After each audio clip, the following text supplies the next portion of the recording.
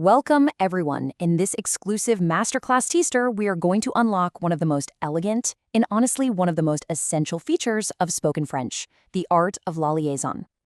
Now, this deep dive is brought to you by a French Rendez-Vous, which is widely recognized as Canada's premier second language school. Their entire approach is really rooted in a deep love for the nuances of the French language, and it's a nuance just like the one we're about to explore today. Okay, so let's get right to it. Have you ever listened to a native French speaker and just been mesmerized, wondering how they make all their words flow together so perfectly, almost like a song? Well, that beautiful, continuous quality, it isn't magic. It's a very specific linguistic technique. And here is the secret. It's called la liaison. Put simply, it's the art of connecting words. You do it by pronouncing that final, normally silent consonant of one word right before the first vowel of the next. So, for example, instead of hearing two distinct words, les amis, you hear one smooth sound, les amis.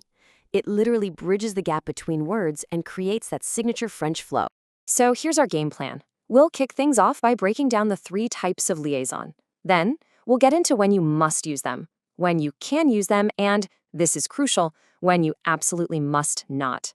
We'll wrap up with some hands-on practice before we talk about taking the next steps on your own journey to fluency. All right, let's jump into the 3 types of liaison. Getting a handle on these is absolutely fundamental if you want to speak French with real confidence and clarity. Think of this table as your roadmap. It lays out the 3 main categories nice and clearly. You've got obligatoire, that's mandatory, the ones required in standard French. Then there's facultative, those are optional, and they're a great way to adjust how formal you sound. And finally, interdite, or forbidden, the ones where making a link is always a mistake. You know, I love to think of French sentences as a train. These mandatory and optional liaisons, they're like the couplers that connect the cars, making sure the whole thing runs smoothly, without any jarring stops. So let's see how they work. All right, our first mandatory rule. This one is completely non-negotiable. You always have to link a determiner to a noun that starts with a vowel. You hear it all the time in phrases like les enfants, where that silent S suddenly comes alive as a Z sound. It's the same for des amis and ses offices. It's truly a foundational rhythm of the language. And that same rule applies when an adjective comes before a noun starting with a vowel. So you'll always hear de petits efforts, not de petits efforts. And here's a cool one. In un grand arbre, notice how the D sound actually morphs into a T sound. The key here really is the position of that adjective. Okay, so just as important as knowing when to connect our train cars is knowing when not to. A forbidden liaison or an interdite is like trying to jam together 2 wagons that just don't fit. It completely disrupts the flow, and frankly, it's a dead giveaway that you've made a mistake. This slide lays out the most common traps. First up, you never make a liaison after the word et, which means and, never. Second, you never link before something called an aspiré. That's an H that acts like a consonant, like in les haricots. We'll talk more about that in just a second. And finally, you avoid it after a singular noun. These are hard and fast rules to remember. So you're probably asking, how do I know if an H is aspiré? Great question. And there's a fantastic little trick for this, a real astuce from the course. Just try to do an elision, like you do when you say l'ami. Now try saying l'haricot. Does that sound right to you? No, it sounds kind of clunky, right? That awkward feeling is your signal. It means you've got an H aspiré, and there should be no liaison.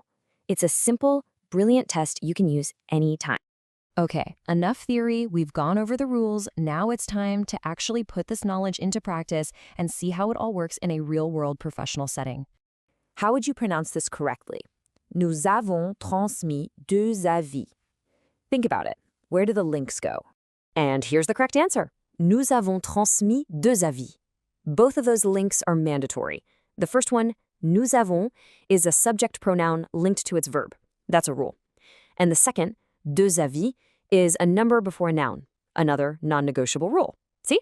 You know, mastering these little details is really at the heart of the teaching philosophy at a French rendezvous. It's all about moving beyond just memorizing rules and getting to a place where you truly understand the why behind the language. And this approach, it's just one part of a complete learning ecosystem.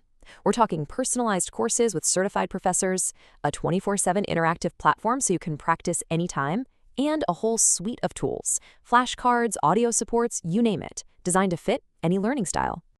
Look, getting the liaison right is just one step on the path to true fluency, but it perfectly illustrates how having the right guide can make all the difference. If you're ready to achieve that natural, melodic flow with real confidence, then we invite you to join the community at A French Rendezvous and truly begin your journey today. A French rendezvous.